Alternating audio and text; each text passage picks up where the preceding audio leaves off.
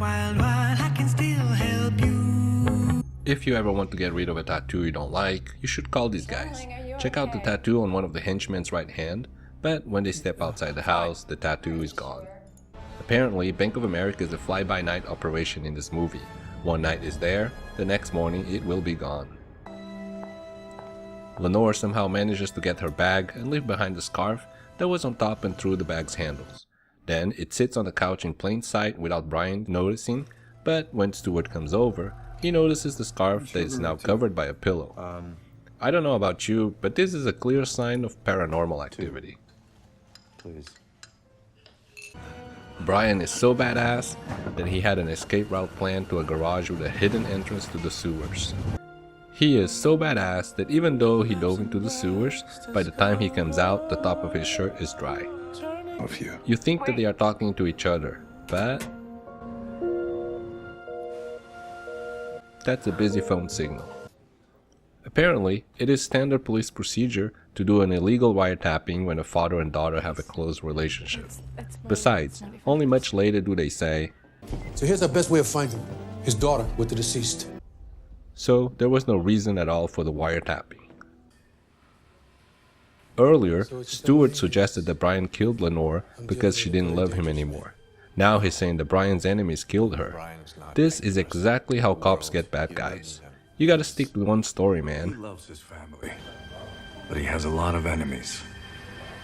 It's nice to see that the LAPD has a great integrated on-the-job French language program.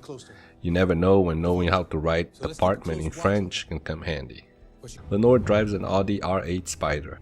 There is no such thing as an A8 Spider or convertible.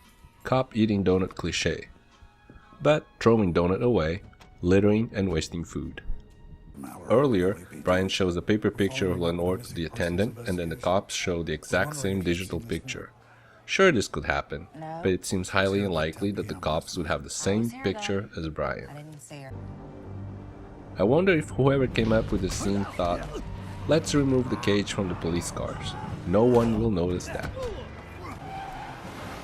Yeah, no comment. You know when there's an accident on the freeway and people stop to gawk? Brian in this scene really wanted to watch that trailer tumble and smash the empty cars. I mean, that's pretty cool, right? All the people are gone except for one guy, and there was no reason for him to stop after he drove past the truck. Brian is so badass that even the car he rides is indestructible. His car gets hit twice but is not damaged at all.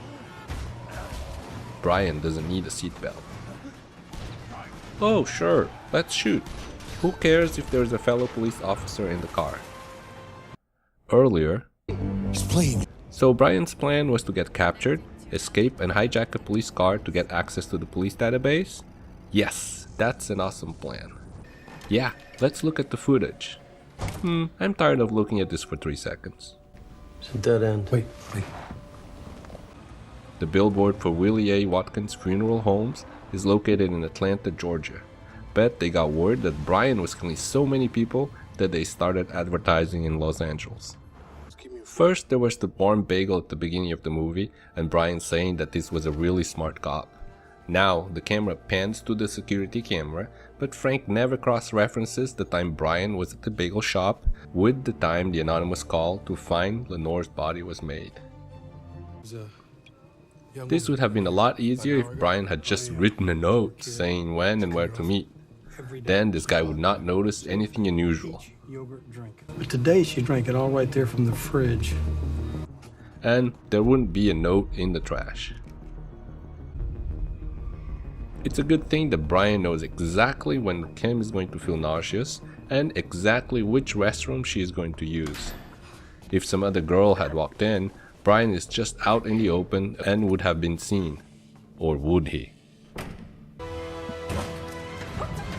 He looked at the closed window and somehow knew that Brian had just left. That's super cop deduction. It's a shame that super copness doesn't work all the time. Sprinklers are activated by heat and not by smoke. You know we can arrest you for obstructing an ongoing investigation. You know, I can sue you for illegal wiretapping. As if a black SUV on the side of a mountain road would not be noticeable at all. Isn't looking out for black SUVs covered in Spy 101? Look at all that mess. It's a good thing the cleaning lady came in between shots. Who is he calling for if he told the guard to take a stroll? We can see that Stuart is sitting in an open area that would be impossible to sneak in, but Brian is so badass he just teleports next to Stuart. When you're a badass, the top of your shirt dries by itself, as we saw with Brian's shirt. When you're not a badass, only the bottom of your shirt dries by itself. How did you Survive the crash. He's so badass that to get out of a rolling car, he doesn't even need to open doors.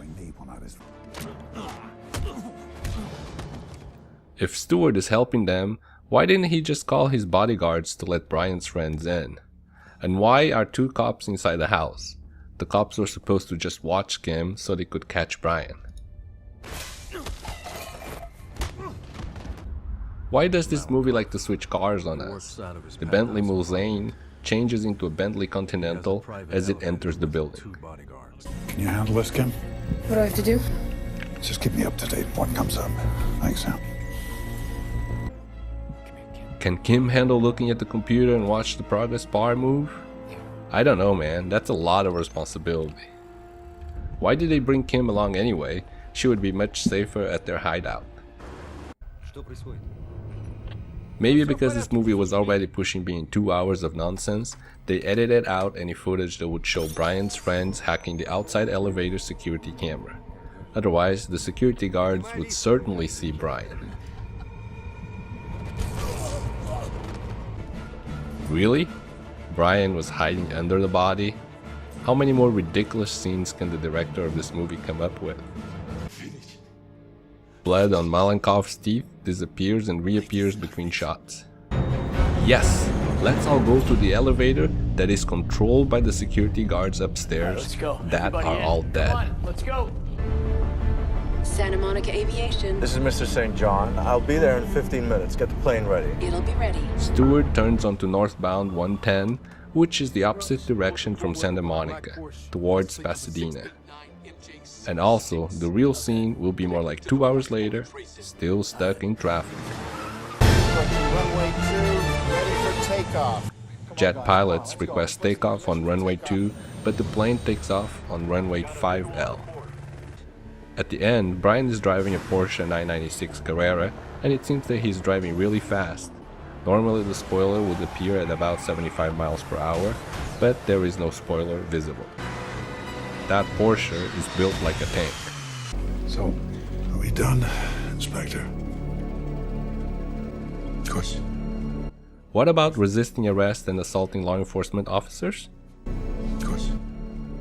And what about killing all those Russians? Of course. Could you, just stay in town for the next month or so, just in case I have any other questions for you? Sure.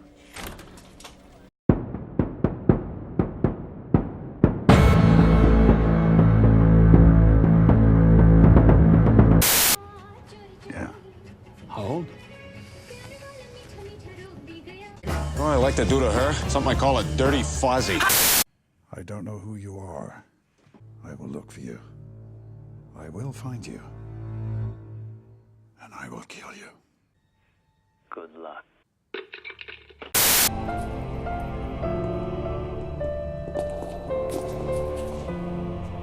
What a pleasant surprise. What do you want? I have to report a crime. The Cullens. They've done something terrible. Oh my.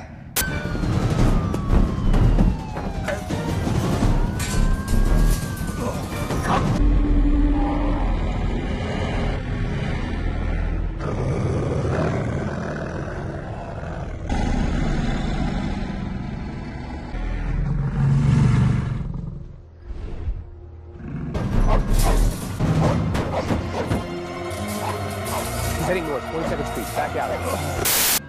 Shut up!